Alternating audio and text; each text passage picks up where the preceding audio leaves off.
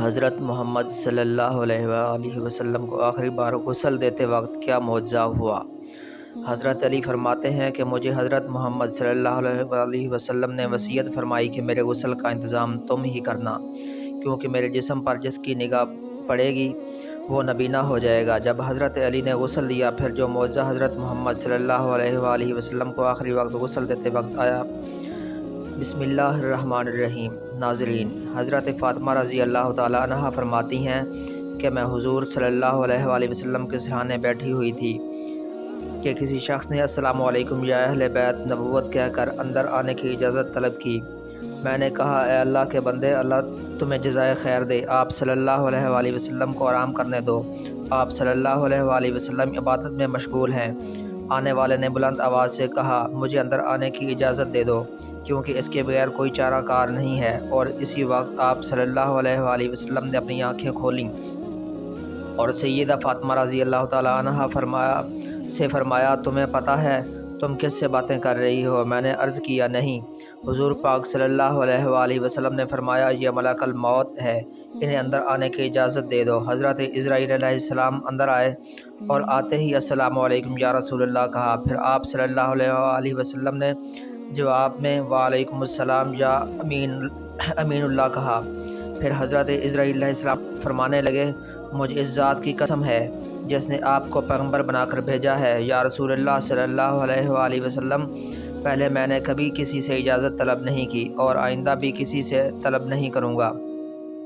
حضور صلی اللہ علیہ وآلہ وسلم کے وصال شریف کے وقت جبرائیل علیہ السلام حاضر ہوئے اور عرض کرنے لگے، یا رسول اللہ صلی اللہ تعالیٰ علیہ وسلم، آج آسمانوں پر آپ کے استقبال کی تیاریاں ہو رہی ہیں۔ اللہ تعالیٰ نے جہنم کے داروغہ مالک کو حکم دیا ہے کہ مالک، میرے حبیب صلی اللہ علیہ وآلہ وسلم کی روح مبارک آسمانوں پر تشریف لا رہی ہے، اس اعزاز میں دوزخ کی آگ کو بجھا دو اور جنت کی حوروں سے فرمایا کہ تعظیم روح مصطفیٰ صلی اللہ علیہ وسلم کے لیے صف بصف کھڑے ہو جاؤ۔ اللہ تعالیٰ نے مجھے حکم فرمایا ہے کہ آپ صلی اللہ علیہ وآلہ وسلم کی خدمت میں حاضر ہو کر آپ کو بشارت دوں کہ تمام انبیاء اور ان کی امتوں پر جنت حرام ہے جب تک کہ آپ صلی اللہ علیہ وآلہ وسلم کی امت جنت میں داخل نہ ہو جائے، اور کل قیامت کو اللہ پاک آپ کی امت پر آپ کے طفیل اس قدر بخشش اور مغفرت کی بارش فرمائے گا کہ آپ راضی ہو جائیں گے۔ وفات کے وقت حضور صلی اللہ علیہ وآلہ وسلم نے ملک الموت سے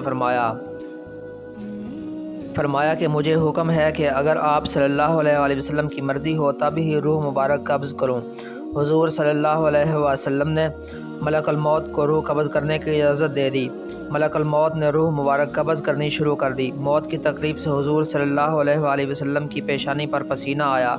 سکرات کی تکلیف شروع ہوئی تو فرمایا، اے اللہ، موت کی بڑی سخت تکلیف ہے، اے اللہ تو ہی موت کی تکلیف کو آسان کرے گا۔ مٹی کے پیالے میں پانی بھر کر رکھوایا۔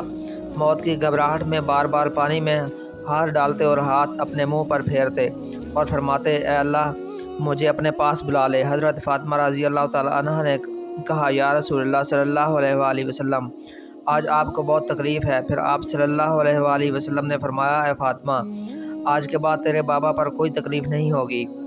اے فاطمہ، جب میرا انتقال ہو جائے تم انا للہ و انا الیہ راجعون کہنا۔ پھر فرمایا، اے ملک الموت، تم اپنا کام پورا کرو۔ پھر آپ صلی اللہ علیہ وآلہ وسلم کو نزع کی تکلیف زیادہ ہوئی۔ پھر حضرت جبرائیل علیہ السلام نے حضور صلی اللہ علیہ وآلہ وسلم کی طرف سے اپنا منہ پھیر لیا۔ حضور صلی اللہ علیہ وآلہ وسلم نے فرمایا، اے جبرائیل، کیا اس وقت میرا منہ تمہیں اچھا معلوم نہیں ہوتا جو تم نے منہ پھیر لیا؟ پھر حضرت جبرائیل علیہ السلام روئے اور عرض کرنے لگے، یا رسول اللہ صلی اللہ علیہ وآلہ وسلم، کس دل سے آپ کی نزع کی حالت دیکھ سکتا ہوں؟ پھر حضور صلی اللہ علیہ وآلہ وسلم نے فرمایا، اے لوگو، دیکھو نماز کی حفاظت کرنا۔ یہ فرمایا کہ پھر رسول صلی اللہ علیہ وآلہ وسلم نے فرمایا، ربی یا ربی امتی۔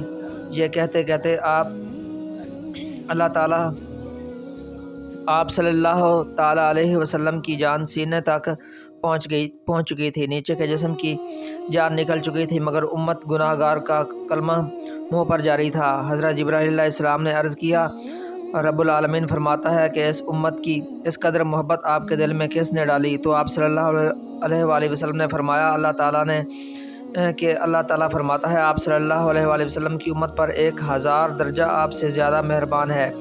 اے نبی صلی اللہ علیہ وآلہ وسلم، تم اپنی امت کو میرے سپرد کر کے موت کی تکلیف کو آسان کیجیے۔ تو یہ سن کر آپ صلی اللہ علیہ وآلہ وسلم نے فرمایا اب میرا دل ٹھنڈا ہوا۔ آپ صلی اللہ علیہ وآلہ وسلم نے فرمایا اب مجھے بلالے پھر بے ہوشی طاری ہوئی، مشک کی خوشبو کا پسینہ جاری ہوا۔ ناظرین، یہ رات کا وقت ہے، حضرت محمد صلی اللہ علیہ وسلم نزع کی حالت میں ہیں اور حجرہ مبارک میں ہیں۔ دنیا کی قلت کے سبب چراغ میں تیل نہیں ہے۔ حضرت عائشہ صدیقہ رضی اللہ تعالیٰ عنہ نے اٹھ کر ہمسایہ کی عورتوں کے پاس چراغ بھیج کر کہا اللہ کے واسطے 2 بوند تیل کی ہمارے چراغ میں ڈال دو۔ چنانچہ جناب رسول اللہ صلی اللہ علیہ وسلم اندھیرے میں وفات پا رہے ہیں۔ ہاتھ آپ صلی اللہ علیہ وسلم کا آسمان کی طرف تھا، زبان پر کلمہ جاری تھا اور آپ صلی اللہ علیہ وآلہ وسلم کی گردن ایک طرف ہو گئی۔ چاروں طرف روشنی ہی روشنی پھیل گئی اور روح مبارک آسمان کی طرف پرواز کر گئی۔ اور ناظرین، ایک بہترین خوشبو حجرہ مبارک میں پیدا ہوئی۔ طبیعت نے جان لیا کہ حضور صلی اللہ علیہ وسلم براق پر سوار ہوئے واپس نہ آئیں گے۔ حضرت علی رضی اللہ تعالیٰ عنہ نے فرمایا میں نے ملک الموت کی آواز سنی کہ روح مبارک قبض کر کے چلے تھے، روتے جا رہے تھے اور واہ محمد کہتے جا رہے تھے۔ حضرت فاطمہ رضی اللہ تعالیٰ عنہ نے دیکھا کہ روح مبارک پرواز کر گئی۔ حضور صلی اللہ علیہ وسلم کے پاس آ کر چہرہ مبارک کو دیکھا، آپ صلی اللہ علیہ وسلم آرام فرما رہے تھے، ماتھے پر پسینہ تھا اور حضرت فاطمہ رضی اللہ تعالیٰ عنہ نے پکارا اے نبی صلی اللہ علیہ وآلہ وسلم، رب کا بلاوا منظور کر لیا، ہم کو چھوڑ کر اپنے رب کے پاس چلے گئے۔ اے نبی صلی اللہ علیہ وآلہ وسلم، اگر جبرائیل علیہ السلام آپ کو تلاش کرتے آئیں گے تو ہم کہیں گے تم کس کی تلاش کرتے ہو؟ جنہیں تم دیکھتے ہو وہ اس جہان سے تشریف لے گئے ہیں۔ اے نبی صلی اللہ تعالیٰ علیہ وسلم، جنت الفردوس میں ٹھکانہ کر دیا۔ جب گھر سے رونے کی آواز باہر آئی اور صحابہ کرام رضی اللہ تعالیٰ عنہ نے سنی تو گھبرا کے بے تاب ہو کر دہلیز مبارک پر سر مارنے لگے۔ حضور صلی اللہ علیہ وآلہ وسلم کی وفات کی خبر سن کر صحابہ کرام کی عقلیں جاتی رہیں۔ حضرت عبداللہ بن انیس رضی اللہ تعالیٰ عنہ سے غم سے انتقال کر گئے۔ حضرت عمر رضی اللہ تعالیٰ عنہ بھی دیوانہ ہو گئے، دیوانوں کی طرح حجرہ مبارک پر آئے اور عرض کیا مجھے ذرا حضور صلی اللہ علیہ وآلہ وسلم سے ملا دو، ایک نظر مجھے حضور سے ملا دو۔ اہل بیت نے حضرت عمر رضی اللہ تعالیٰ عنہ کو حجرے میں بلایا۔ حضرت عمر رضی اللہ تعالیٰ عنہ نے دیکھا آپ صلی اللہ تعالیٰ علیہ وسلم لیٹے ہوئے ہیں۔ آپ صلی اللہ علیہ تعالیٰ علیہ وسلم کے منہ سے چادر سرکا کر دیکھا اور کہا آج ایسی غشی اور بے ہوشی ہوئی ہے کہ آپ ہوشیار نہیں ہوتے، کیا کوئی وحی اتری ہے؟ حضرت عمر رضی اللہ تعالیٰ عنہ نے اپنی آنکھوں سے دیکھ لیا مگر ان کے دل کو یقین نہیں ہوا۔ آپ صلی اللہ تعالیٰ علیہ وسلم وفات پا گئے ہیں۔ جب رسول اللہ صلی اللہ تعالیٰ علیہ وسلم کا وصال ہوا تو آپ صلی اللہ تعالیٰ علیہ وسلم کے غسل کے متعلق سوال پیدا ہوا کہ آپ صلی اللہ تعالیٰ علیہ وسلم کو عام آدمی کی طرح برہنہ غسل دیا جائے یا پھر کپڑے میں؟ تمام موجود لوگوں پر خواب کا غلبہ ہو گیا، جہاں تک کہ تمام اپنے اپنے سینوں پر تھوڑیاں رکھ کر آرام کرنے لگے۔ اس وقت ان کے کانوں میں آواز آئی رسول اللہ صلی اللہ علیہ وسلم کو ان کے پیران میں ہی غسل دو۔ حضرت سیدنا امیر المومنین حضرت علی رضی اللہ تعالیٰ عنہ فرماتے ہیں کہ مجھے حضرت محمد صلی اللہ علیہ وسلم نے وصیت فرمائی ہے کہ میرے غسل کا انتظام تم ہی کرنا، کیونکہ میرے سطر پر جس کی نگاہ پڑے گی وہ نابینا ہو جائے گا۔ حضرت علی رضی اللہ تعالیٰ عنہ آپ صلی اللہ علیہ وسلم کو غسل دیتے ہوئے آپ کے بدن مبارک پر کسی قسم کا کوئی میل نہ دیکھا تو اس وقت حضرت علی رضی اللہ تعالیٰ عنہ کی زبان پر آیا یا رسول اللہ تعالیٰ صلی اللہ علیہ وسلم، آپ میرے ماں باپ قربان، آپ کتنے پاکیزہ ہیں۔ حضور صلی اللہ علیہ وسلم کی تدفین کے دن اس قدر خاموشی چھا گئی، بعض صحابہ بعض کو دیکھنے نہ پائے، اگر وہ اپنی ہتھیلی کو کھول دیتے کچھ نظر نہ آتا۔ طریقے میں رسول پاک صلی اللہ علیہ وسلم کی تدفین تک چھائی۔ حضرت علی رضی اللہ عنہ بیان فرماتے ہیں جب حضور صلی اللہ علیہ وسلم کا انتقال ہوا تو آپ غیب سے آواز آئی السلام علیکم یا اہل بیت ورحمۃ اللہ وبرکاتہ۔ کہتے ہیں حضور صلی اللہ علیہ وسلم جب وفات پا گیا تو آپ کے مؤذن حضرت عبداللہ بن زیاد رضی اللہ تعالیٰ عنہ نے یہ خبر سنی تو اس قدر غمزدہ ہوئے کہ نابینا ہونے کی دعا مانگنے لگے اور کہنے لگے میرے آقا کے بغیر یہ دنیا میرے لیے کسی کام کی نہیں رہی۔ آپ اسی وقت نابینا ہو گئے۔ لوگوں نے کہا تم نے یہ دعا کیوں مانگی؟ تو انہوں نے فرمایا کہ لذت نگاہ تو آنکھوں میں ہے، مگر حضور صلی اللہ علیہ وسلم کے بعد اب میری آنکھوں کسی کو دیدار کا شوق نہیں رکھتی۔ حضرت علی رضی اللہ تعالیٰ عنہ کہتے ہیں جب ہم حضور صلی اللہ علیہ وسلم کو دفن کر رہے تھے تو ایک اعرابی آ کر حضور صلی اللہ علیہ وسلم کی تربت پر لیٹ کے اور کہتا تھا یا رسول اللہ صلی اللہ علیہ وسلم، آپ نے حکم دیا، ہم نے سنا، آپ نے قرآن کریم اللہ تعالیٰ سے سیکھا، ہم نے آپ سے سیکھا۔ اللہ تعالیٰ نے فرمایا کہ یہ لوگ اپنی جانوں پر ظلم کریں، آپ کی بارگاہ میں حاضر ہو کر اللہ تعالیٰ سے استغفار کرے اور اللہ کے رسول صلی اللہ علیہ وسلم ان کی بخشش طلب کریں تو وہ اللہ کو بہت توبہ قبول کرنے والا اور رحم کرنے والا پائیں گے۔ ہم نے اپنی جانوں پر ظلم کیا، آپ صلی اللہ علیہ وسلم کی بارگاہ میں حاضر ہوئے تاکہ آپ ہماری بخشش طلب کریں۔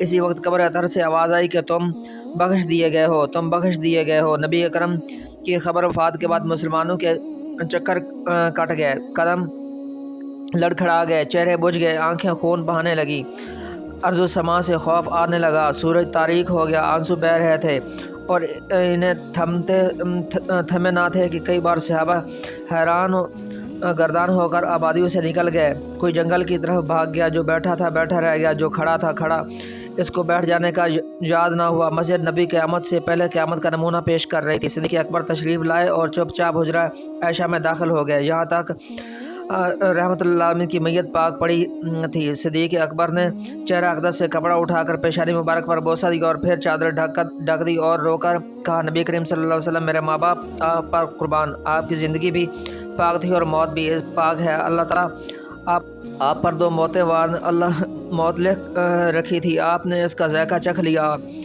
اس کے بعد موت اب تک آپ کا۔ جب صدیق اکبر مسجد نبی میں تشریف لائے، عمر فاروق غائب بے بسی سے نڈال کھڑے تھے اور بے در و جوش سے اعلان کر رہے تھے کہ منافقین کہنے لگے محمد انتقال فرما گئے، واللہ آپ نے وفات نہیں پائی، آپ اللہ تعالیٰ کی بارگاہ میں موسیٰ کی طرح طلب کیے گئے جو 40 روز غائب رہ کر واپس آ گئے تھے۔ اس وقت موسیٰ کی نسبت بھی یہی تھی، کہا جاتا تھا آپ وفات پا گئے، خدا کی قسم محمد انہی کی طرح دنیا میں واپس تشریف لائیں گے اور ان لوگوں کے ہاتھ پاؤں کاٹ دیں گے جو آپ پر وفات کا الزام لگاتے ہیں۔ صدیق اکبر نے عمر فاروق کا کلام سنا تو فرمایا عمر سنبھلو اور خاموش ہو جاؤ۔ جب عمر فاروق اپنی وارفتگی میں بے دگ ہٹ گئے اور خود کو گفتگو شروع کر دی۔ جب حاضرین مسجد میں عمر کو چھوڑ کر ادھر متوجہ ہو گئے تو آپ پہلے حمد و ثنا بیان کی، پھر فرمایا اے لوگو، تم میں سے جو شخص محمد کو پوجتا تھا وہ سمجھ لے کہ محمد وفات پا گئے ہیں، اور جو شخص خدا کا پرستار ہے وہ جان لے کہ اللہ تعالیٰ زندہ ہے، وہ کبھی مرے گا نہیں۔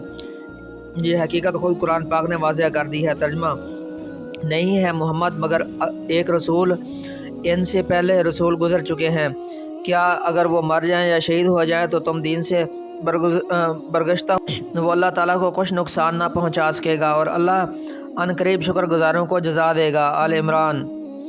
اس آیت پاک کو سن کر تمام مسلمان چونک پڑے۔ عبداللہ فرماتے ہیں کہ خدا کی قسم ہم لوگوں کو ایسا معلوم ہوا کہ یہ آیت اس سے پہلے نازل ہی نہیں ہوئی تھی۔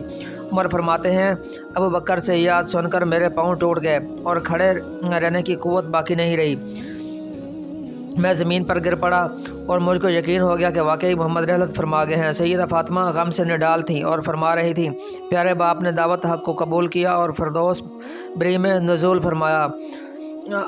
وہ کون جبرائیل امین اور اس حادثہ غم کی اطلاع دے دے، الہی فاطمہ کی روح کو محمد کی روح کے پاس پہنچا دے، الہی مجھے دیدار رسول کی مسرت عطا فرما، الہی مجھے اس میت کے ثواب سے بہرہ کر دے، الہی مجھے رسول میں کی شفاعت سے محروم نہ رکھنا۔ سیدہ عائشہ صدیقہ کے دل پر جان و غم کی گھٹائیں چھا گئیں اور زبان اخلاق پیغمبری کی ترجمانی کر رہی تھی۔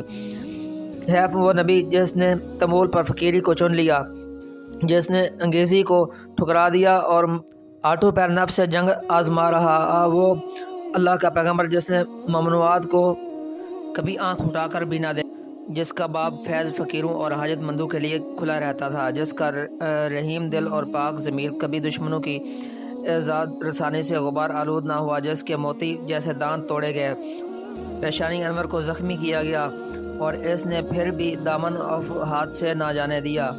کہ آج اسی وجود سرمدی سے ہماری دنیا خالی ہے۔ اللہ تعالی ہمیں حضور صلی اللہ علیہ وسلم کے نقش قدم پر چلنے کی توفیق عطا فرمائے اور ہمیں ان کی سنت پر عمل کی توفیق عطا فرمائے، آمین۔ ناظرین، کمنٹ باکس میں اللہ تعالیٰ